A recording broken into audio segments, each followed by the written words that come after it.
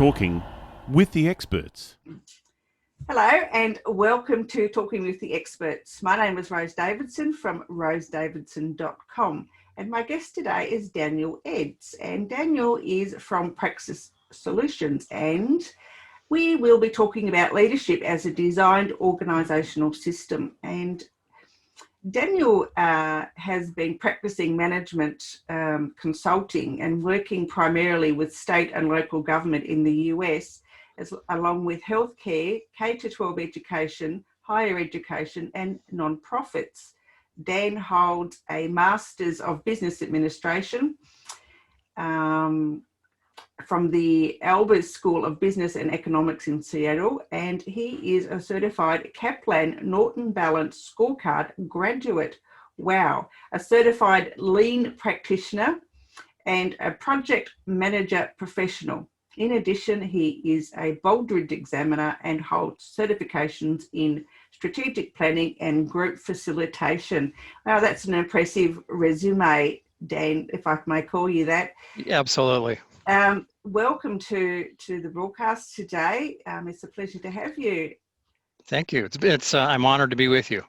Yeah, terrific. So tell me a little bit about the recent Gallup polls that you have been looking at, doing, performing organisations. Sure. Well, the most recent data from Gallup says that 52% of the workforce are non-engaged with their work. That means they come to work, they do their job, they go home, and they're done. Basically, their job means nothing more to them than it's a paycheck, helps them pay the bills, pay the mortgage, get the kids through college, and that's it. And the really best part because they happen to be a human being, the best part, their ability to innovate, to transform, to do problem solving is really left at the door. Yeah. And there's another 13% that are actively sabotaging the workplace. In other words, they're totally disengaged and they are sabotaging their workplace. If my math is correct, that adds up to 66% of the workforce is adding no additional value. They're adding, other than just doing their job, they're not innovating, they're not participating in innovation. And the other thing that Gallup points out is that 70% of the cause for employee engagement is a direct relationship to their manager, which tells us that management in general and leadership specifically is doing a really bad job. And there's a huge disconnect between the ideal and what is. Even more troubling, here in the States, the estimates of what we spend on leadership development range from a high of $150 billion a year to a low of around $15 billion a year. Most of the estimates come in right around $50 billion that we spend on leadership development. But unfortunately, there's not a shred of evidence that any of it has value to the organization. Has value for personal development and personal growth, but there's zero evidence of any return on investment organizationally. Yeah, I know from personal experience that the difference between a boss and a leader, is different. People think that they own a business or they manage a business or they're in government organisation and they manage a team, and but they don't actually lead the team. They haven't learnt those skills. Do you think leadership is a learned skill, or is leadership something that you're born with? Well, it's the age-old question: are leaders made, or are they born? And ultimately, I strongly believe that they are made, but it's the question of how are they made. So, as you mentioned, I've been doing management consulting for a really long time. And about 4 years ago, I began to ask the question, how do high-performing organizations, or those organizations that perform really, really well over a long period of time, how do they approach this thing called leadership? Do they just leave leadership up to the goodwill and the personal values of whoever is in charge, which is what most people do, most organizations do? Or do they design a specific way or a specific system of doing leadership? And what I found was the highest performing organizations do that. They have a very specific system or way of doing leadership, and then they coach, train, and mentor all of their leaders and managers to how to lead within the system that they've designed. Would you like to for me to give you a quick illustration? Oh, absolutely. Okay, so I've got several, but so I'm thinking of a hospital here in the States. It's a fairly large healthcare organization. They have about 9,500 employees, 2 hospitals, dozens of clinics. They have been recognized for 8 consecutive years as one of the safest hospitals in the country, and some have has even speculated that they're one of the safest hospitals in the world. Now, that may not sound like much until we look at the data that says hospital mortality, people dying with by accident in hospitals, is one of the leading causes of death in America. In fact, a report came out probably 2-3 years ago. It was the 3rd leading cause of death. Right now, I think there's 3 organizations that are sort of vying for that 3rd or 4th spot. Okay. But not a very shining example of healthcare. Yeah, right. Well, this organization in 2001 became the first healthcare organization to adopt the Toyota production system, which was a pretty radical idea for a healthcare organization to ask Toyota, who builds cars, to help them design a healthcare system and a way of delivering healthcare. Today, as I said, they are one of the consistently ranked as one of the safest hospitals in the States. What most people don't realize is that they've also adopted the Toyota management system, which they define as a leadership system that ties everything together. And if they hire you to be a leader and manager, they actually train you and certify you in very specific aspects of leadership. They just don't ask you to come in and run a clinic and then take their hands off. They actually have internal certifications on how you are supposed to lead. They also have rules and regulations. And so one of their, in interviewing them and taking their tour, one of the rules that I found fascinating was if you're a leader or a manager in their organization, and one of your staff comes to you to help them solve a problem, they have an issue they need help with, you are not, by rule, you are not to solve the problem for them. You can help them think through the problem. You can help them understand the scope, the breadth, the parameters of the problem, but you are not to solve their problem for them, because that is disrespectful to the workforce, because they believe that every member of the workforce has a unique capacity to problem solve, to be creative. The frontline worker is the best person is in the best position to solve a problem. So leaders, they're trained not to be problem solvers, which in many cases takes traditional leadership and just flips it on its head. Absolutely. Because most of us get put into leadership positions because of our ability to solve problems. And with this healthcare organization, it's exactly the opposite. And part of their logic is they start everything from a culture of respect for the work, respect for the worker, and respect for the patient. And so they have determined that the it's disrespectful to the worker to solve their problems for them. Mm-hmm.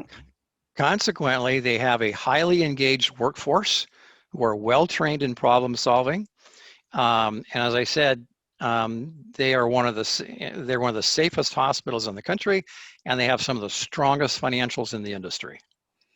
Yeah, I guess as far as that goes, I guess it can be disrespectful to solve someone's problem. They've come to you with a staff member has come to the manager or leader or whatever with a problem. They don't necessarily want you to solve it. They just want you to give them some ideas on how the problem can be solved. So right. In that way, yeah, I think it's a great way to be a leader or a manager. Because people just, I don't know. People just don't know how to do the leading part, Right. Well, and they even take that a step further. So if let's say you're my leader, my boss, my manager, and I come to you because of an issue, a problem, and I'm trying to struggle with, I'm dealing with, or I'm just looking for ideas, as you mentioned. That would be the first clue that you're not doing your job appropriately as they have defined leadership in their organization, because they recognize that your best work is not done when you're sitting behind a desk. No, into engaging with your staff. Exactly. So if I have to come to you, that's an indication that you're not leading the way their system is designed for you to lead. You should be out working with me. Yeah, on the coalface, yeah. Right. So when I have a problem or an issue, I'm struggling with something, you're close by and I could wave my hand, I could do something, or I know that Rose is going to be coming by at 2:00 in the afternoon to check on me, and I could wait. But your job is to be coming to me to see what kind of issues and problems I have that you might help direct me. Yeah, no, that's a great concept. I think a lot of managers, leaders, whatever, tend to just sit behind their desk and paper push and expect the workforce to come to them if there's an issue. There's a lot of managers have a closed door policy, which is really awful anyway. I believe that any manager or leader should always have an open door policy, so that you're welcome into the office at any time, and the door's only closed when there's a private conversation. Yep. So I guess moving on from that, I've noticed that you've written 2 books. Tell me about those. Well, the first one I wrote 17 years ago, that was called Transformation Management, which was really looking at how process analysis, process improvement, activity analysis can really transform an organization. And that's still a great concept. But the second one that's just actually, I just took copies of it yesterday, called Leveraging the Genetics of Leadership. Subtitle, I have to look at it myself, cracking the code of sustainable team performance, really looks at leadership as an organizational system, and then which answers the question, how do organizations that consistently perform at a really high level, how do they do that through generational change of leadership? And so the research behind it, I've researched multiple healthcare organizations, manufacturing organizations, education. I had amazing interviews with 2 senior officers from the United States Army, and even I've got interviews and case studies with professional athletes. And what I discovered was that these really high performing organizations and people, as far as that goes, leaders who consistently perform at a very high level, they have a very specific way, a very specific approach to the way they do leadership. So I'll give you an example. One of my early case studies was with a young man named Brian. When during my interview, at the time of my interview, he was probably 37 or 38. This story actually started when he was like 33, 34. He's a brilliant civil engineer. He works for one of the largest engineering firms in the world, like 19,000 employees, $5 billion in revenue. Okay. And he's heading up their initiatives using virtual reality to design, very, very large public projects. His specialty is hydrology. If you want to build a wastewater treatment plant, he's the guy. And when he was, like I said, 33, 34 years old, he applied for this position in the company to be identified as one of the emerging leaders in the company. Yep. Great idea. When he was telling me about this, I said, let me guess. When they handed you the title, they also sent you to a month of leadership training, so you actually knew how to lead. And he's an engineer, which means he takes everything serious. Yeah. He's a family guy. He's a husband, father. He takes his community activities seriously, takes his work seriously. He wants to be good and responsible at everything that he does. And when I asked him about his leadership training, his eyes got big. He said, "No, they didn't give me anything." What? And I said, "Well, don't take it personal, because that's the norm. I'm not sure what it is worldwide, but in the States, there's like only about a third of first-time managers and leaders get any kind of training at all. And unfortunately, what most of the data shows is that those who do get training, they can't apply what they learn because the training is completely disassociated from the culture and the norms and the mission of their own organization. And so they get this training, but they can't apply it to their organization because there's no connection." Yeah. So what Brian did, he's a systems thinker by training. He just, he knows how to design wastewater treatment systems. So he just went to work and designed a leadership system. Same principles, same ideas. So one of the things of systems thinking, and we start using the word like systems, and a lot of times people's eyes glaze over. It's like, what are you talking about? It's really not so complicated, but a system is just a way of organizing a few resources to achieve something. Yeah. And so I asked Brian, I said, "Well, what'd you do when you didn't get any training?" He said, "Well, I read some books and I determined that," and he's very serious. He says, "I determined that leadership is essentially a relational enterprise." Okay. And exactly what you just did. Okay, that's a great start. I said, "So then what'd you do?" He said, "Well, I figured if it was a relational enterprise, that I had to get to know my staff as people." Makes sense. Makes sense. Yeah.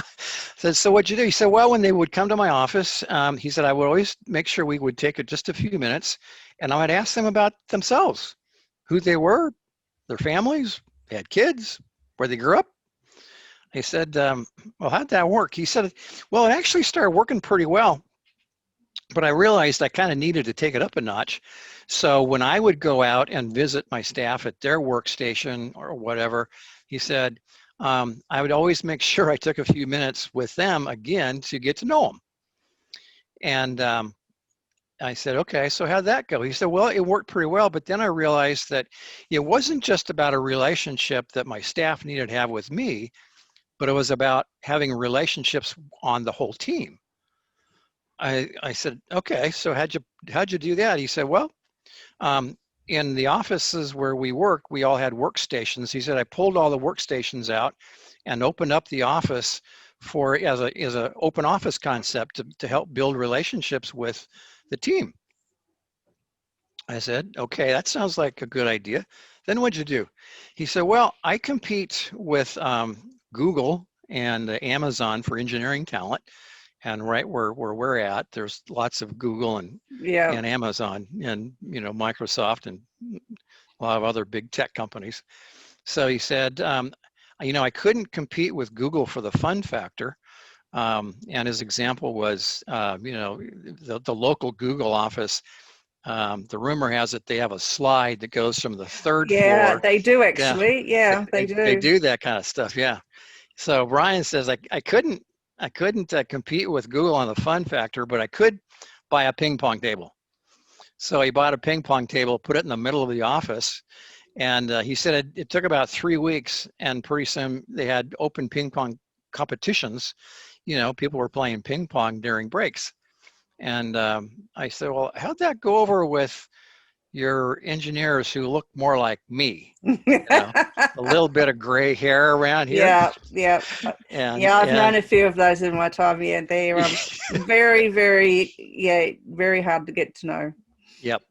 Well, he said they were pretty skeptical at first, and he kind of looked at me and laughed and said, but it took just a few weeks, and pretty soon everybody's playing ping pong and having a good time. And so I said, okay, so what'd you do next? He said, well, I figured, and this is very much like, an engineer, systems guy. He said, I figured I needed to have a way of measuring myself and how I was doing as a leader.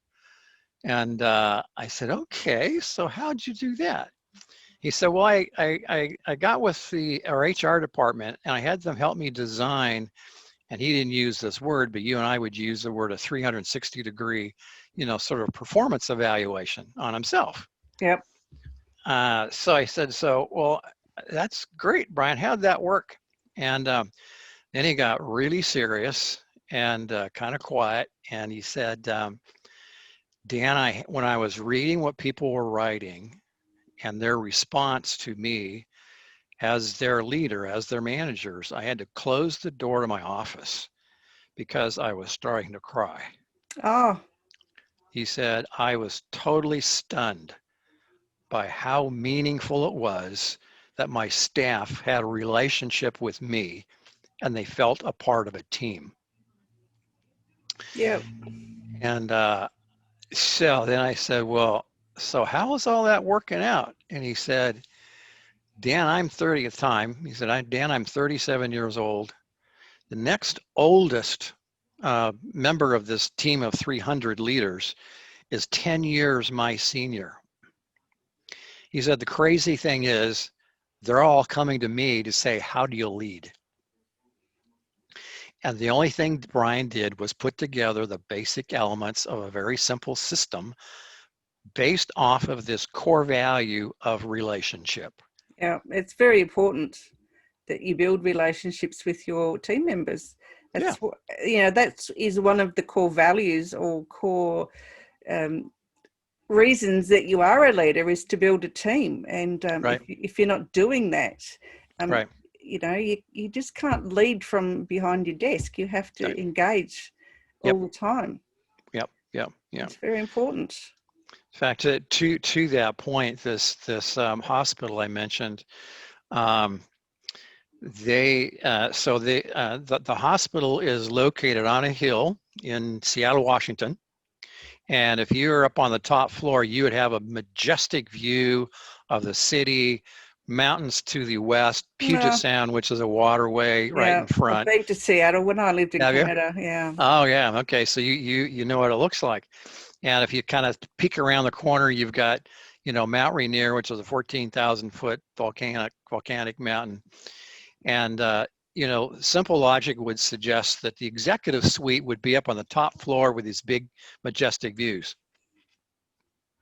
They're in the basement. Oh, truly?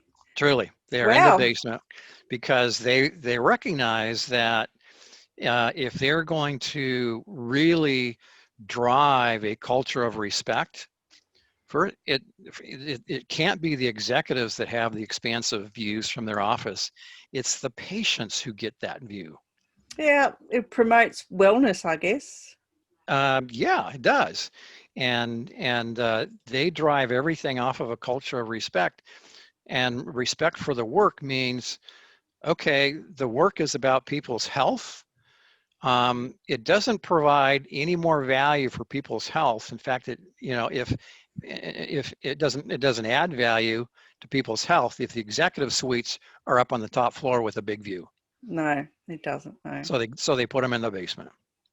Yeah. And it's not the thing that's interesting. That's not a moral conversation. It's not a moral argument. Well, that the executives need to be in the basement. It's really a value-added argument conversation. There's no value to the customer where the executives put their office. No, it isn't. No, definitely Right. not. Yeah, but there is value to the customer or their patient Where their room is, yeah. Where their room is, where the waiting rooms are at, where the clinics are at, and so they always make sure that the people were the rooms where the patients are going to be, they get the good views. Yeah. Well, okay. So where can people find you, Dan? Well, the best way to find me is my website, danieledds.com, and I'll give your listeners an offer. If they could buy the book through the website. I was going to say I would send them an autographed copy, but shipping from Seattle to Tasmania is really expensive. It is. But I will get them an electronic copy, which actually the electronic copy isn't available just yet, but it will be in a couple of days. It will be on Amazon. The electronic copy, or the Kindle version, will be on Amazon in just a couple of days, and so they can get it there. And if you'd like to see a picture, I just happen to have a copy absolutely here. Yeah. So that's what the book looks like. It uses DNA as a metaphor for a leadership system intentionally, because what I found was that high-performing organizations actually design a kind of genetic DNA of how they do leadership, and so that's why the metaphor of genetics and DNA. Yeah. Well, good luck with the book. Having an official launch, or? Well, I was going to. I had one planned until this thing called COVID hit. Yeah. Do an online one. I know. Someone else did an online launch, and it was quite successful. Yeah. Well, that's I'm working up to that. It's writing a book is one thing. Getting it published is another thing, and then doing the marketing and getting everything ready is it's a huge massive task. Yes. It's a huge task, which has been totally enjoyable. But I will be doing some kind of a virtual launch here pretty soon. Beautiful. So thanks for the encouragement and reminder. Just come to me anytime. I'm full of useful information. I'll keep that in mind.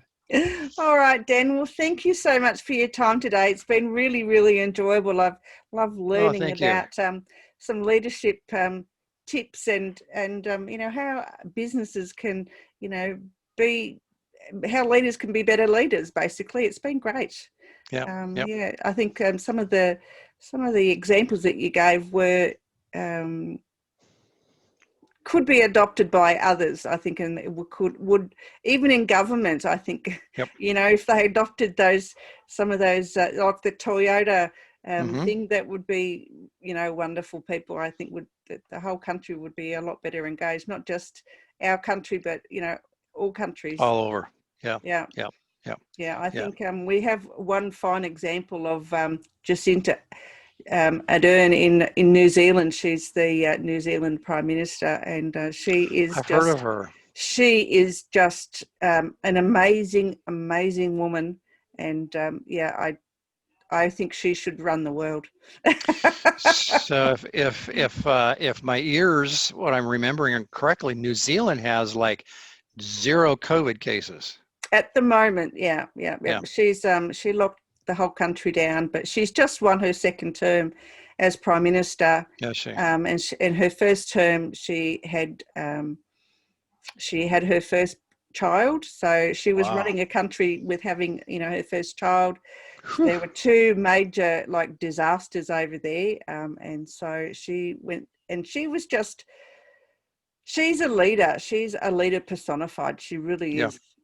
Yeah. Not and I don't give her kudos because she's a woman. I give her kudos because of the way she's handled everything that's been thrown at her. She's just amazing.